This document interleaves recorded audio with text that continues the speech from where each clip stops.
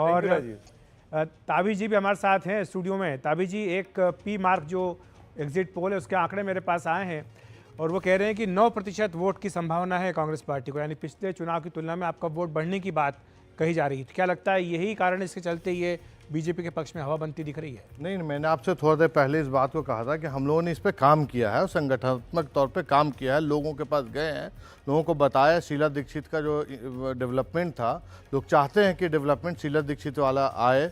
और दिल्ली की जनता जिस तरह से परेशान थी, जैसे कि आपने बताया कि एम्स फ्लाईओवर और इसका जो फ्लाईओवर है सब जगह बनाया जिससे कनेक्टिविटी पूरी दिल्ली को ही, ट्रैफिक कम हो गया।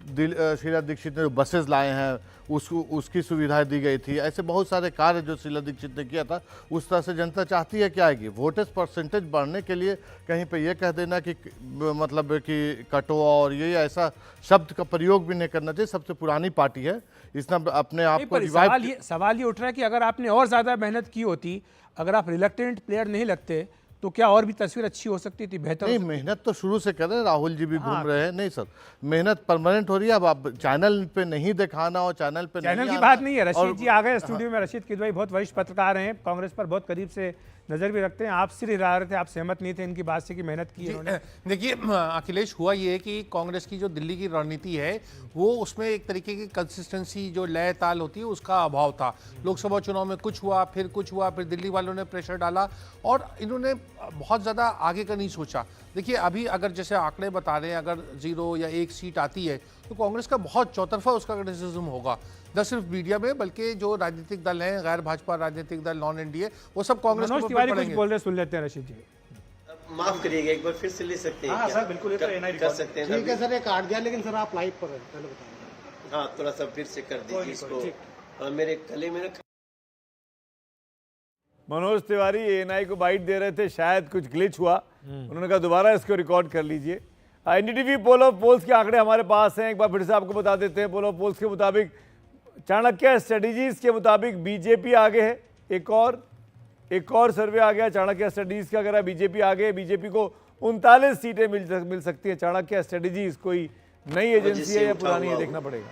क्योंकि हमें अपने प्रमुख पदाधिकारियों को जगाकर और पोलिंग एजेंट को बूथ पर भेजना था, पोलिंग सेंटर पे भेजना था। दिन भर में अपनी लोकसभा के 10 सीट पे गोंडा में वोट देने के बाद बाबरपुर, तिमारपुर, फिर करावन नगर, फिर मुस्तफाबाद, गोकलपुर और फिर हम सीमापुरी से होते हुए सीलमपुर, ये सब होते हुए बुराड़ी, हमने रोहतास नगर सहित सभी को जो 10 सीटों पे जो हमको लोगों का जो रिएक्शन दिखा, वो प्रचंड बहुमत से बीजेपी की सरकार बन रही है। 27 साल बाद ही सही, मगर वापसी हो रही है। और हम एग्जैक्ट पोल का इंतजार करेंगे, क्योंकि हम जानते हैं अभी तो एग्जिट पोल है, मगर एग्जैक्ट पोल एग्जिट से बेहतर होगा ऐसा मेरा विश्वास है। मैं जिस प्रकार का रुझान दिखाया है दिल्ली ने, मैं अभी से उनको बहुत आभारी हूं। मनोज तिवारी भी बीजेपी के दिल्ली में अध्यक्ष रह चुके, लेकिन उनके वक्त में बीजेपी ये कमाल नहीं कर पाई थी जो वीरेंद्र सचदेवा के वक्त में करती हुई इस वक्त एग्जिट पोल्स में दिखाई दे रही है, पोल ऑफ पोल्स में दिखाई दे रही है। विजय शर्मा बीजेपी के प्रवक्ता हमारे साथ जुड़ गए हैं और समीर चौगाकर साहब वरिष्ठ पत्रकार, वो हमारे साथ जुड़ गए। आपका भी स्वागत है समीर साहब। मैं पहला रिएक्शन आपका लेना चाहूँगा। जो एग्जिट पोल्स कह रहे हैं, अब तक 9 या 10 एजेंसीज के हैं हमारे पास एग्जिट पोल, और ज़्यादातर 8 के आसपास एजेंसीज एक तरफा बीजेपी की सरकार, एक को छोड़कर।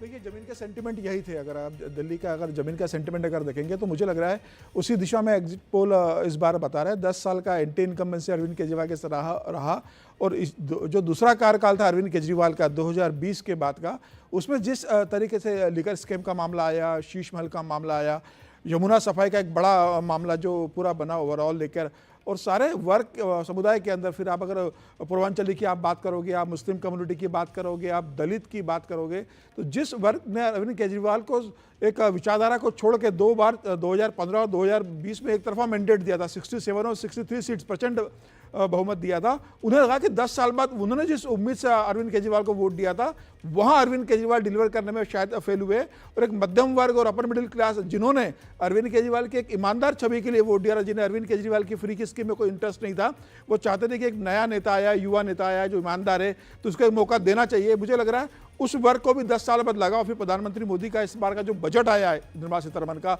12 लाख के जो टैक्स रिबेट का उन्होंने जो दिया है, मुझे लग रहा है वो एक बड़ा मध्यम मिडिल क्लास के लिए एक बहुत अच्छा स्ट्रोक रहा है, उसका बड़ा असर रहा है। तो मुझे लगता है ये बेसिकली 10 साल की जो एंटेन के खिलाफ जनता का ये मैंडेट मुझे लगता है नजर आ रहा है।